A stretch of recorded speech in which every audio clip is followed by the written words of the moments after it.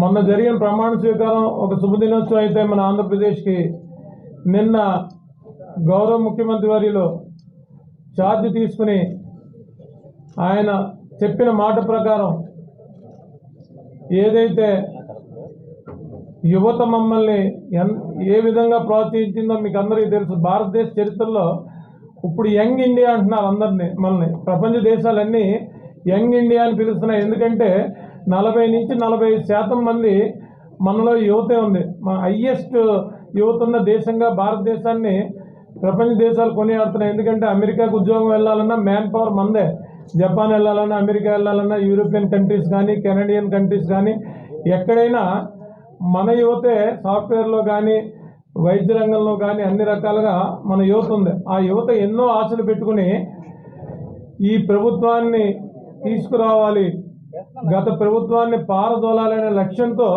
సుమారుగా 3 ఏళ్ళు పనిచేసింది. నాకు తెలిసి ఫస్ట్ 1.5-2 ఇయర్సే సమయం ఇచ్చింది. వాళ్ళ అంచనాలకి తగ్గట్టుగా లేదు, జాబ్ క్యాలెండర్ లేదు, ఈ ఉద్యోగస్తులను ఇబ్బంది పెట్టే తీరు, ఇవన్నీ చూసి యువత ఉవ్వెత్తున ఉద్యమంలాగా చంద్రబాబు నాయుడు గారు వెంట పనిచేసింది. దానిలో భాగంగానే మాకు ఇచ్చిన ఈ మెజార్టీలు 60,000, 70,000, 80,000, 90,000, ఎస్పెషల్లీ సిటీస్లో అయితే. ఎందుకంటే ఉద్యోగాలు వచ్చేది ఎక్కువ సిటీస్లోనే. అర్బన్ ఏరియాకి మైగ్రేట్ అవుతూ ఉంటారు పేద ప్రజలందరూ ఊర్ల నుంచి ఉద్యోగం నిమిత్తం. అలాంటి సిటీస్లో అబ్నార్మల్ మెజార్టీస్ వచ్చాయి. 90,000 చిల్లరలో 91, 92 ఇలాంటి మెజార్టీలు వచ్చాయి. సో దీన్ని దృష్టిలో పెట్టుకుని ఇచ్చిన మాట తప్పకూడదనే ఉద్దేశంతో వచ్చి రాగానే ఆర్థిక పరిస్థితి చిన్న భిన్నం చేసిపోయాడు ఆయన. అసలు ఎడ్యుకేషన్లో ఎంత దోపిడీ జరిగింది, ఈయన తాలూకా భూములు ఎంత కొన్నాడు. ఈ చొక్కా బట్టలతో వచ్చిన మనిషి ఒక చిన్న బట్టల షాపు నడుపుకునే ఈ ఎస్ఆర్ షాపింగ్ అనే గోపీనాథ్ రెడ్డి మీద కూడా ఖచ్చితంగా విచారణ చేస్తాం. ఎందుకంటే వేలాది కోట్లు దోచేశాడు భూములు. మీకైతే ల్యాండ్ పూలింగ్లు అయితే అతను చేసినంత దుర్మార్గమైన ల్యాండ్ పూలింగ్లు ఇంకెక్కడ ఉండవు. ఇలాంటి భూదోపిడీని ఖచ్చితంగా విచారిస్తాం. దీని మీద కూడా మేము తొందరలోనే చర్యలు ప్రారంభిస్తాం. ఇప్పుడు సంక్షేమం ఎలాగ ముఖ్యమంత్రి గారు ప్రారంభించారు నిన్న, ఇలాంటి ప్రక్షాళన కూడా సైమల్టేనియస్గా జరుగుతూ ఉంటుంది. మాది అభివృద్ధి సంక్షేమంతో కూడిన ప్రభుత్వం. దాంతోపాటు ఎవరైతే అవినీతి పనులు ఉన్నారో అవినీతిని కూడా ప్రక్షాళన చేసే దిశగా, అంటే అన్ని రకాల 4 రోడ్లు రింగ్ రోడ్ లాగా ఎటు పడితే అటు వెళ్ళిపోతాం. ఎందుకంటే ఖచ్చితంగా రాష్ట్ర అభివృద్ధి సంక్షేమమే ధ్యేయంగా పెట్టుకుంటాం. ఇలాంటి అవినీతిని ప్రాలదొత్తేనే ఇన్వెస్ట్మెంట్లు వస్తాయి. ఎందుకంటే ఒక సరైన చీడ పురుగు ఉందనుకోండి, అది అలా తినేస్తూ ఉంటుంది, చెదలాంటిది. ఈ చెదను వదులుస్తాం. వైజాగ్ నుంచి మాత్రం ఈ చెద పురుగులు అందరినీ 4-5 చెద పురుగులు ఉన్నాయి. నిన్నే భయమేసి సుబ్బారెడ్డి కార్పొరేటర్లు ఎక్కడ పారిపోతారో, నీ పరిపాలన నచ్చట్లేదురా నాయన, నువ్వు ఒక సామంతరాజులు ఇక్కడ ఉన్నావు, మా నెత్తి మీద కూర్చున్నావు, మాకు డెమోక్రసీ లేకుండా చేస్తున్నావు, అధ్యక్షుడికి మాకు ఆయనేమో కదలడు, నువ్వేమో మధ్యలో పూజారిలాగా నువ్వు ఒకడివి మాకు అని చెప్పి వాళ్ళు విపరీతంగా విభేదించారు. అది తెలుసుకుని పుట్టిన హైదరాబాద్ నుంచి వచ్చి నిన్న కార్పొరేటర్లను బతిమాలుతున్నాడు. ఇంతకుముందు కార్పొరేటర్లను చీడ పురుగుల్లా చూసేవాడు. ఇదే జగన్ నిన్న ఎమ్మెల్సీలతో మీటింగ్ పెట్టుకున్నాడు. ఈ ఎమ్మెల్సీలు అనేవాడికి ఈ కాన్స్టిట్యున్సీ రివ్యూలు చేస్తే కూడా ఈ మార్కులు వేస్తూ ఉండేవాడు. నీకు టికెట్ ఇస్తాను, నీకు ఇవ్వను, నీకు బాగుంది, నీకు బాగోలేదు, గ్రాఫ్లు ఒక ఎల్ఈడి స్క్రీన్ పెట్టి గ్రాఫులు చేసేవాడు. అలాంటి మీటింగులకు కూడా ఎమ్మెల్సీని ఇన్వాల్వ్ చేసేవాడు కాదు. ఏ మీటింగ్కి ఎమ్మెల్సీని లేదు.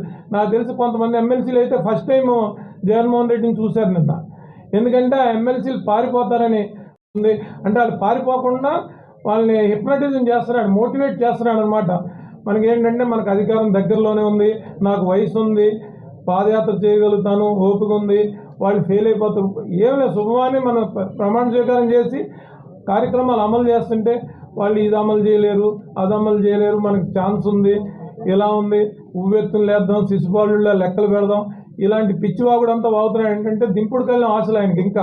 ఇంకా ముఖ్యమంత్రి ఎమ్మటే 2 రోజులకి 3 రోజులకి ఎప్పటికప్పుడు ఆయనే పదవిలో కూర్చొని ఇసుక అమ్మేసుకుందామా, ఇప్పుడు లెక్కలు వేసుకుంటూ ఉంటాడు, ఎక్కడెక్కడ ఎంత ఇసుకుంది, ఇంకేమైనా పోగొడుతుందా, పనులు ఫ్లోలు ఎలా ఉన్నాయి, దేవుడి దేవల్ల గోదావరి బాగా ఇదవ్వాలి, వర్షాలు బాగా పడాలి, ఇసుక బాగా ఇదవ్వాలి, నేను వచ్చేటప్పుడు రెడీగా ఉండాలి. ఆయన దింపుడు కలిగిన ఆశలు అలా ఉన్నాయి. నోరు అలా తెలుసుకుని ఉన్నాడు. ఎప్పుడు పంచభూతాలను తినేద్దాం అనే దాంట్లో ఉన్నాడు. ఎందుకు పోయిందా అనేది 2-3 రోజులు మెదన పడ్డాడు. ఈవీఎం అన్నాడు, ఇంకోటి. నిన్న పారంబోకు అక్కడ కేతిరెడ్డి ఈవీఎం మీద ఇచ్చాడు. మరి ఇంతకుముందు 151 వచ్చినప్పుడు ఈవీఎంలు ఏం చేసాయి? ఈవీఎంలు ఎక్కడికి పోయాయి? 151 సీట్లు వచ్చినప్పుడు ఇదే ఈవీఎం ఎక్కడ వచ్చింది? విపరీతంగా ఎన్టీ రామారావు గారికి వచ్చిన మెజార్టీ 50+ అనేది పర్సంటేజ్ అరుదుగా జరుగుతుంది రాష్ట్ర రాజకీయాల్లో. 83లో స్వర్గీయ ఎన్టీఆర్కి జరిగింది, 85లో వచ్చింది, మళ్ళీ ఇప్పుడే వచ్చింది, మొన్న జగన్మోహన్ రెడ్డికి వచ్చింది. మరి అప్పుడు ఏమే 50 దాటి అబ్నార్మల్ పర్సంటేజ్తో 10% గ్యాప్తో నువ్వు గెలిచావంటే అప్పుడు ఈవీఎంలు నువ్వు ఎందుకు క్వశ్చన్ చేయలేదని మేము అడుగుతున్నాం. ఇదంతా ఇప్పుడు మన అందరం ఈ ముఖాముఖిగా లబ్ధిదారులు ఇక్కడే ఉన్నారు, మన ఈ డిఎస్సి వాళ్ళు కానీ వాళ్ళతో కూడా మీకు పరిచయం చేస్తాం. ఈ డిఎస్సి తాలూకా చదువుకున్న పిల్లలు కానీ బీఈడి ల్యాండ్ టైటనింగ్ వీళ్ళు కానీ మీ అందరికీ కూడా ఒకసారి ఇంట్రడ్యూస్ చేస్తాం. సీఎం గారు మాట్లాడుతూ